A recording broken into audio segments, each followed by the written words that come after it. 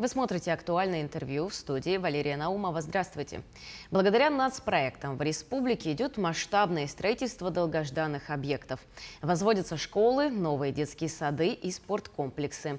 В рамках нацпроекта «Жилье и городская среда» только в прошлом году построено более 60 многоквартирных домов. Что будет построено в республике в этом году, мы поговорим с Галиной Новиковой, первым заместителем министра строительства. Галина Геннадьевна, здравствуйте. Здравствуйте. В чем польза национальных проектов для обычных людей? Расскажите. Все национальные проекты, все мероприятия национальных проектов, они прежде всего, конечно, направлены на то, чтобы создать более комфортные жизненные условия для всего населения, как Российской Федерации, для населения Республики Саха-Якутия, для тех, кто проживает и в городах, и в населенных пунктах, и в арктической зоне в том числе. Это, конечно, строительство объектов капитального строительства, это больницы, школы, поликлиники. Они не только строятся, но они еще и оборудованы всем необходимым современным оборудованием для того, чтобы те процессы лечения, обучения, они проходили действительно очень комфортно для и детей, и для взрослого населения в том числе. Это мероприятия, которые реализуются в рамках строительства улично-дорожной сети, да, это безопасность движения, это ликвидация ветхого аварийного жилья, которое точно так же необходимо всем гражданам России и республики, так как у нас одна из самых больших программ. Это вот все то, что действительно нам необходимо ежедневно. А какие нацпроекты реализуются в строительстве? В строительстве реализуются национальные проекты демография, образование, здравоохранение, культура, спорт. Все те объекты, которыми мы пользуемся, которые действительно нам важны. Это в этом году у нас в целом в строительстве идет 24 объектов, 15 объектов у нас запланировано к вводу в этом году. Расскажите, пожалуйста, о реализации самой масштабной программы по переселению граждан из аварийного жилья. Какие планы на этот год и довольны ли вы результатами этой программы? Действительно, на территории Российской Федерации программа, которая реализуется в Республике Саха-Якутия, одна из самых больших. Более 1 миллиона квадратных метров, которые мы должны ликвидировать к сентябрю 2025 года. За 3 года, которые у нас программа реализуется, а в этот этап реализации были включены жилые дома, которые были признаны аварийными с 1 января 2012 года по 1 января 2017 года. Уже переселено 18 тысяч граждан и ликвидировано более 153 тысяч квадратных метров. Построено 130 многоквартирных жилых домов. Только в прошлом году было построено 81 многоквартирный жилой дом. В настоящее время также ведется строительство многоквартирных домов, и как мы знаем, что программа реализуется посредством строительства жилых домов или приобретения в многоквартирных жилых домах, которые уже построены, а также выплата возмещения. Это мероприятие, оно возможно для собственников жилых помещений. Вот на сегодняшний день уже порядка 3000 контрактов уже заключено, соответственно, общая площадь помещений, которые мы приобрели, это более 100 тысяч квадратных метров, которые будут переселены в этом году. Причем я хочу отметить, что эта программа, она продолжаться будет и далее, то есть реестр ветхих аварийных жилых домов, он продолжает работать. И уже сегодня, за более поздний период, после 2017 года, достаточно большое количество, которые признаны аварийными. Здесь произошли соответствующие изменения в части всего, что аварийными жилыми домами могут быть признаны и жилые дома, блокированные застройки. То есть вот этот вопрос граждане нам ставили, и субъекты поддержали, соответственно, были внесены такие изменения, которые позволяют теперь и другие, скажем так, категории многоквартирных жилых домов также признавать.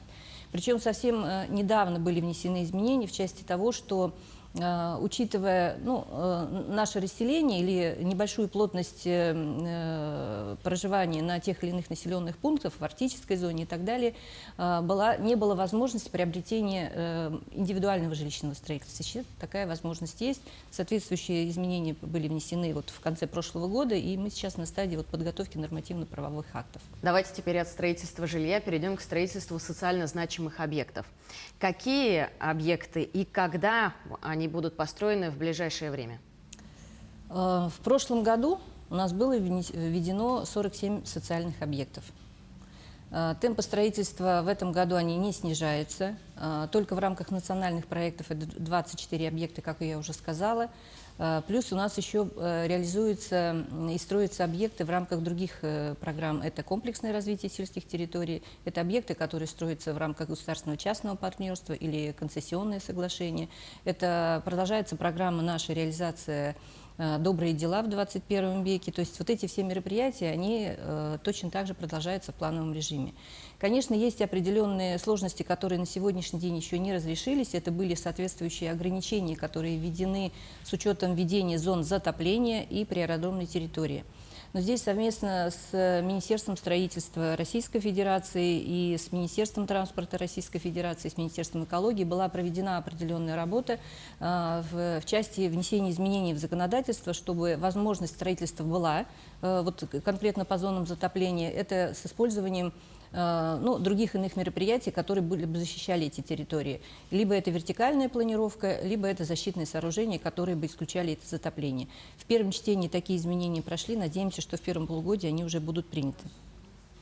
В этом году запланирован капитальный ремонт школ. Расскажите, какие школы будут отремонтированы и что конкретно? Большой объем, порядка 58 объектов, образовательных объектов, по которым должны быть проведены работы по капитальному ремонту. Общий объем финансирования составляет 2 900 миллиарда. И основным условием это то, что мы должны соблюдать тот учебный процесс, который у нас есть. То есть есть работы, которые могут быть проведены в течение года. Таких объектов у нас 38. Это работы, которые должны быть проведены в этом году до 20 августа. Причем все ремонтные работы или работы по капитальному ремонту, они будут проводиться во всех помещениях, то есть это помещения, классы, входные группы, все, что находится внутри помещения, обязательно должно быть отремонтировано. Это и спортивные залы, это актовые залы, то есть все, что необходимо для того, чтобы создать вот действительно те условия, которые нам необходимы, санитарные условия, комфортные условия, причем очень-очень на хорошем высоком уровне. И также 20 объектов, по которым капитальный ремонт будет проводиться в течение 2 лет. Причем 11 объектов это у нас находится на территории города Якутска, и в целом вот из всего этого общего количества также 11 объектов у нас находится в арктической зоне. То есть там, где были приняты соответствующие меры по признанию, по подготовке проектной документации, вся эта заявка Республики Саха-Якутия на 58 объектов, она была учтена. А как в целом вы оцениваете достижения республики в рамках реализации нацпроектов? Возможно, еще какие-то остаются проблемы? Как я сказала, в прошлом году было введено много объектов. Те показатели, которые были перед нами поставлены, они были все выполнены. 573 тысячи квадратных метров жилья были введены. Показатели по программе ветхого аварийного жилищного фонда по ликвидации, они тоже были достигнуты.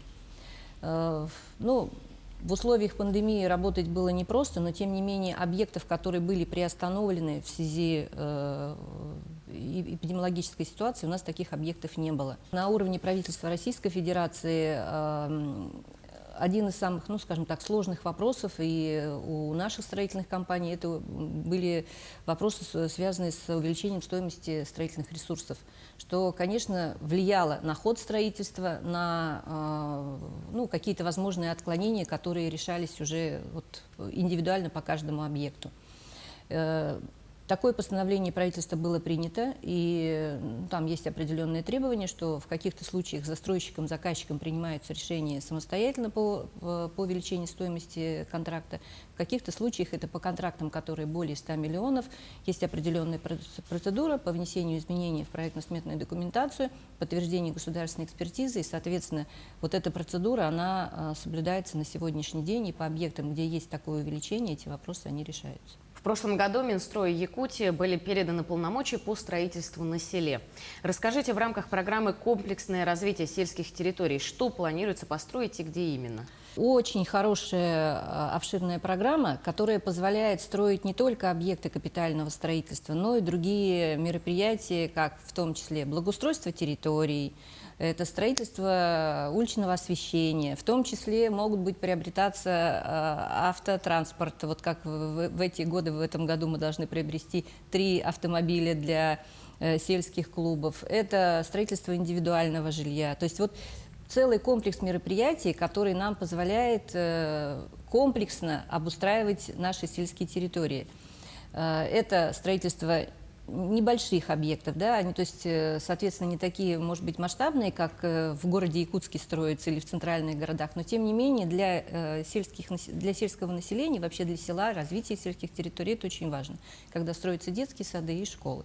Поэтому вот все, что необходимо, все эти мероприятия, они, конечно, предусматриваются. Важно, вот то, что я хотела сказать, то, что вот инженерная инфраструктура, она очень важна. То есть, когда и выделяются земельные участки, но бывает то, что освоение их невозможно в связи с тем, что нет инженерной инфраструктуры. Как раз эта программа, она позволяет и инженерную инфраструктуру, и дороги, и газоснабжение в том числе.